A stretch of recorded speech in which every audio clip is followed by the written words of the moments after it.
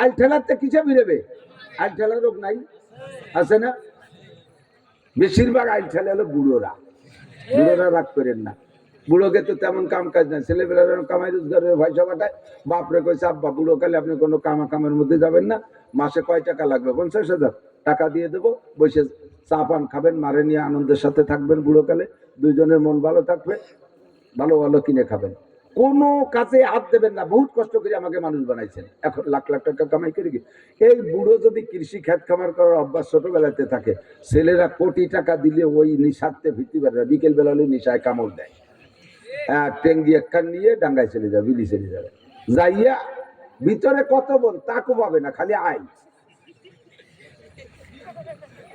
হ্যাঁ, জমির মাঝখান যে কত দুগলো আদা কাটিয়া এলেন্সা মালেন্সা কলমি কত, তাতে একটা কম দেবে না। বুড়োর দুনিয়ার কাজ আলির উপরে, পাগড়ি বান্ধে তসবি হাতে নিয়ে জিকিরের সাথে কোপায় সুবহানাল্লাহ আলহামদুলিল্লাহ, কোপে কোপে জিকির।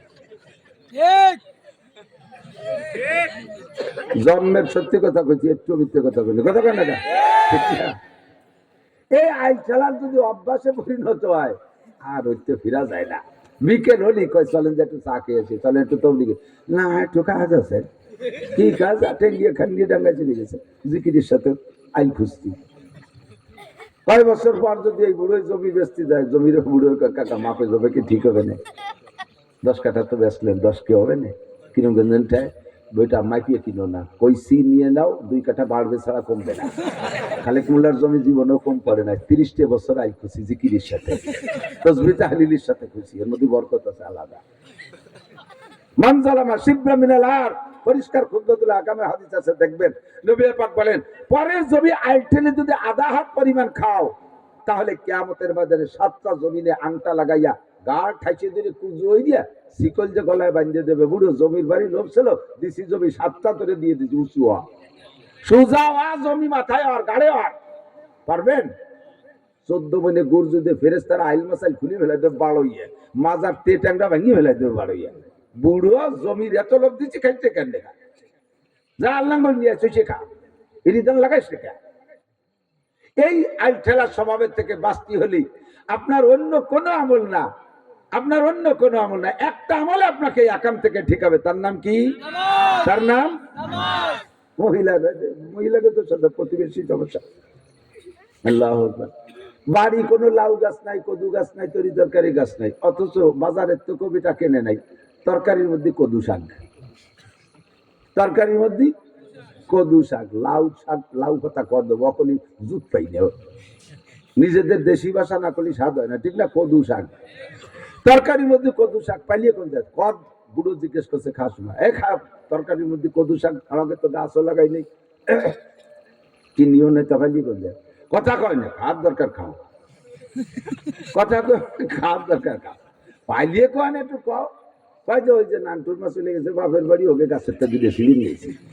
ক্যা এই স্বভাব? ক্যা এই স্বভাব? ক্যা এ আছে না নাই গ্রামে? বিটিকে অষ্টকে বিটিকে কয়ে দিয়ে যাতি, খালি একটার বিটাকে কলি তো হবে না, সমস্যা আছে না নাই?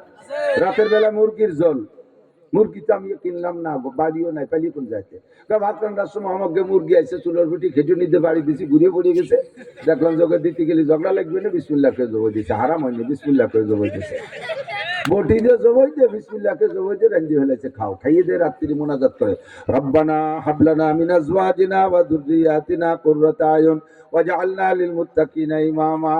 আল্লাহ সূরা মুরগিতে গোশত খাই আইছে, যদিও তোমার কাছে দরখাস্ত, মেহেরবানি করে দোয়া কবুল করো, রব্বানা হাবলানা মিন আজওয়াজিনা, আমাদের পেটে তুমি নেক সন্তান দিও। আল্লাহ কয় তুমি সূরা মুরগি খাইয়ে নেক সন্তান, তোর পেটে আবার ডাকাতের চাচিক দিয়ে পয়দা হবে, কানা জাহাঙ্গীর পয়দা হবে তোর পেটে। সূরা মুরগি খাইয়ে আবার রব্বানা হাবলানা পড়ো, কতক্ষণ? সব রোগ থেকে বাঁচার একটা তাবিজের নাম কি? সবাই বলছেন। এই সমাজে গাঁজাখোর আছে না নাই?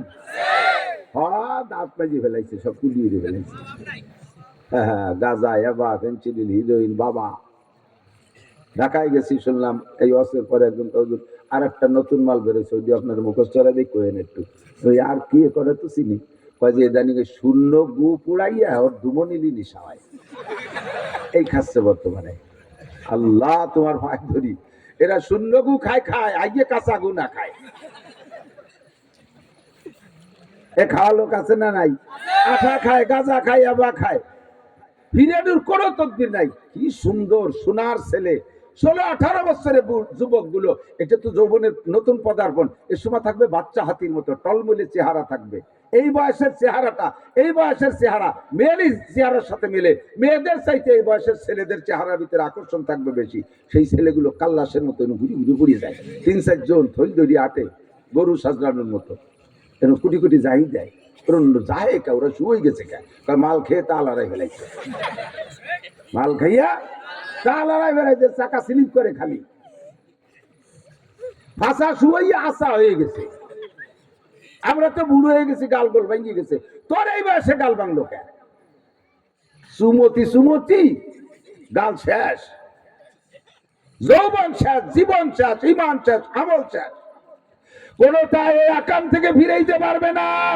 রিহাবে দেওয়ার যে জায়গায় দাও না কেন, কোনটাই ফিরেতে পারবে না। 3 মাস রিহাবে রাখার পরে ছেড়ে দিয়েছে, আইসে বিসমিলকে বইলা এক কইলকেই টান, রিহাবে ফিরাইতে পারবে না। ফিরানোর জন্য একটা মাত্র তাবিজ, তার নাম হলো নামাজ। ইন্নাস সালাতা তানহা আনিল ফাহশাই ওয়াল মুনকার ওয়ালা যিকরুল্লাহি আকবার। আর বলবো না, বহু বলতে পারবো, সময় কম, জায়গা মতো কিছু জরুরি কথা আছে। কিন্তু এখন আপনাদের অভিযোগ হলো হুজুর নামাজে যে সব কিছু থেকে ফিরায় বারবার বলতেছেন, স্বীকারও করি, অথচ দেখি আমাদের ভিতরে নামাজি বহু মানুষ আছে এই আকামগুলো রেগুলার করে। এরকম মানুষ আছে না নাই? আকাম করে না, আইলটালে জাল দলিল মিথ্যে সব কি। আরে বাবা, কিছু তো আছে, সে কি আর কব, সেটেলমেন্টের অফিসারকে চাইতে, এসিলেন্টের চাইতে জমি খেত ভালো বোঝে, লেখাপড়া কিছু জানে না, পাও মাইপিয়ে দেশে বিলির মধ্যে কার কোন জমি কোনটা কয়াত লম্বা সব কই বেলায় দিতে পারে। এত পাকা মাল, কার জমি কোন জায়গায় কোথায় কি আছে সব রেকর্ড পর্চা তার কাছে আছে। কেউ কেউ মানে এত বুঝাবো যে বুঝতে বুঝতে তো বেচা শুরু করে, বাপের টুক বেছে, মার টুক বেছে, দাদি বাড়ি পাইছে তা পাইছে, দাদা বাড়ি পাইছে তা, নানি বাড়ি পাইছে তা বেছে, সব বেচতি বেচতি এদানিং খুঁজতেছে যে কয় হাওয়া আলাইসালাম তো আমার মা, ওনার মিরাজ পাবো। এই সৌদি আরব যা মিরাজ নিয়ে আইগে, এত বুঝাবো যে নামাজ পড়ে, অথচ এরে যে ওরে যে জাল দলিল মিথ্যে সাক্ষী দুনিয়ার আকাবের ভিতরে ডুবি আছে আছে। তাহলে নামাজে কিরম ফিরেলো? তো এই নামাজের তো কোনো ফল। এই ক্লাসের নামাজিদের কারণে বেনামাজিদেরকে মোটে ওই ওয়াজ বুঝতেই পারতেছি না। বেনামাজিরা কাকুজুর এতক্ষণ যা বললেন যে নামাজে আকাম থেকে ফিরে, চোখের সামনে দেখি নামাজ পড়ি পড়ি আকাম করে, তাহলে নামাজের কি কার্যকারিতা? তার সাথে নামাজ না পড়ি ভালো আছি। এর কারণে চার দোকানে বসে বলে আমরা অত নামাজও পড়ি না, আমরা ওরকম বেঈমানও না। ওরা নামাজ পড়ে না বলি ওরা বেঈমান না, আপনার কাছে ইমান ভালো আছে। এরা এই কথা বলতে সাহস পায় কেন? কারণ নামাজ পড়নেওয়ালার ভিতরে যে গুণগুলো পাওয়া দরকার ছিল সে গুণগুলো পাওয়া যাচ্ছে না। আল্লাহ পাক বলেছেন নামাজের 2টা গুণ। আল্লাহ বলছে কয়টা?